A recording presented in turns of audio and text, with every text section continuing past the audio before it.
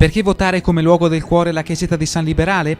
Perché le radici di un popolo sono la sua storia e le sue tradizioni, la somma delle esperienze del passato che si condensa nella cultura popolare, nelle feste e devozioni, nelle opere d'arte delle sue chiese e dei suoi monumenti.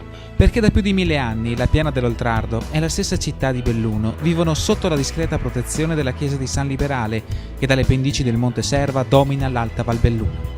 Testimonianza storica ed architettonica tra le più antiche del Veneto settentrionale, l'edificio conserva tesori di arte e di cultura. Non ci sono grandi nomi dell'architettura o grandi firme d'artista che si incontrano nei maggiori musei, eppure con le sue pietre, la sua pianta a forma di croce, la sua cripta, i suoi altari, San Liberale racchiude pagine rare e preziose della storia di Belluno.